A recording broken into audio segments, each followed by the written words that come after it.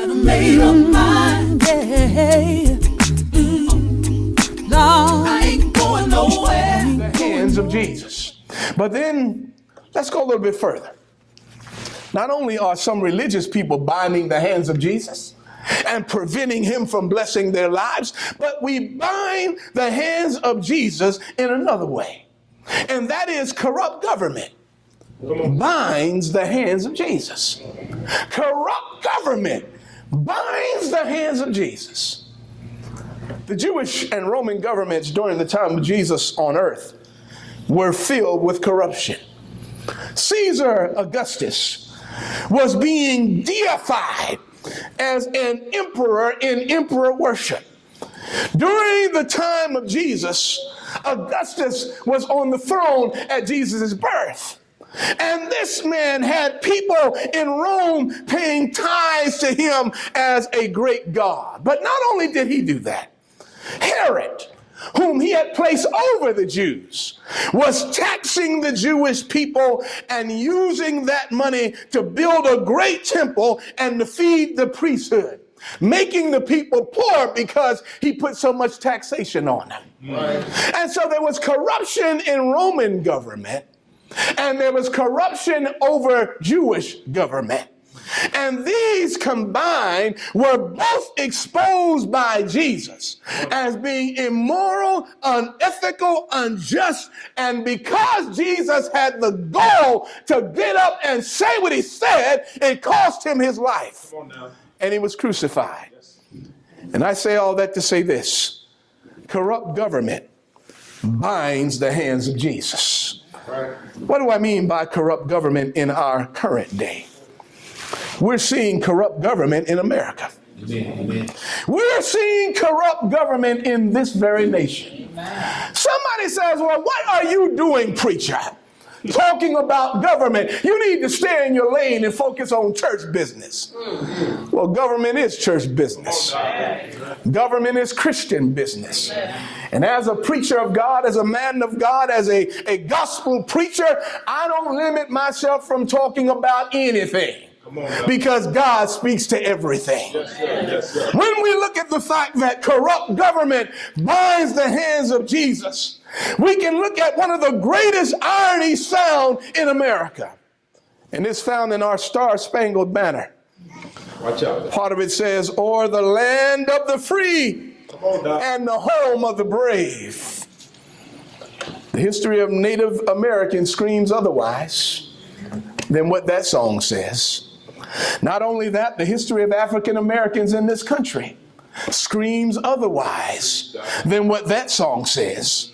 And this is why I remain very leery of slogans and of laws and order that talk about the idea of let's make America great again.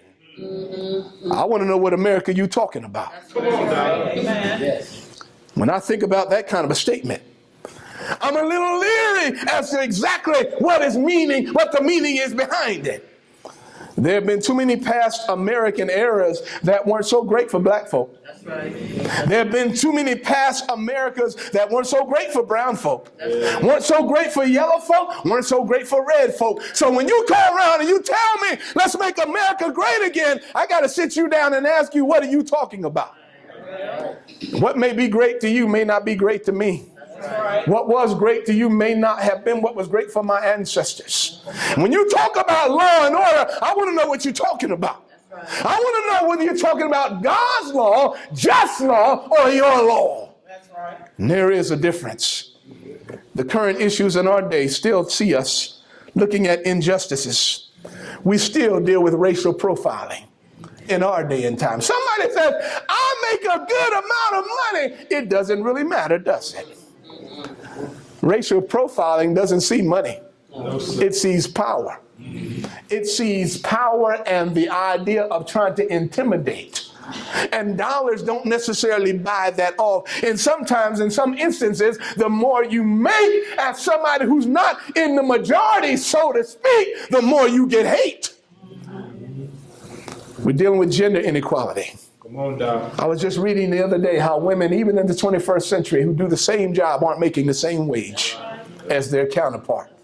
Makes no sense for a woman to be in a management position and make less money than a man who is in the same position, and they're doing the same work and they're doing it the same way. There needs to be equality in that way. Now, let's make sure that you don't misunderstand me. I'm not talking about equality in the sense that goes down the path of I'm a man and I want to become a woman and you ought to treat me fairly, in the sense of giving me certain biases because of that. I want to make that plain. Yes, sir. What I'm saying, though, is if a woman is doing the same job as a man, she ought to get the same pay. Pay ought not to be based on gender. Neither should treatment be based on gender. We're even having battles of immigration laws. All of this is talking along this line of how corrupt government can mess everything up. We need to recognize that when our government is corrupt, we are binding the hands of Jesus. Somebody says, well, what about the church? What does the church has to do with any of this? The church is called to be the voice of justice in an unjust society.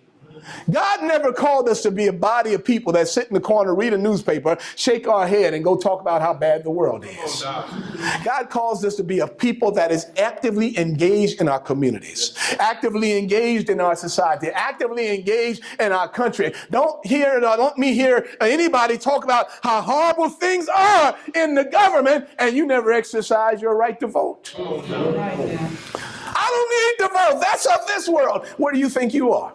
You're right here with the rest of us. Well, no, I'm looking for heaven. Yeah, but you're not there yet. We are here.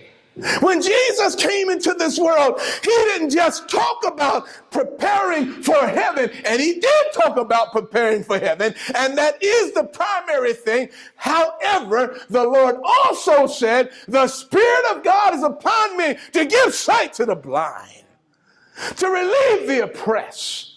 Jesus was about the business of improving quality of life, as well as the business of preparation for eternity.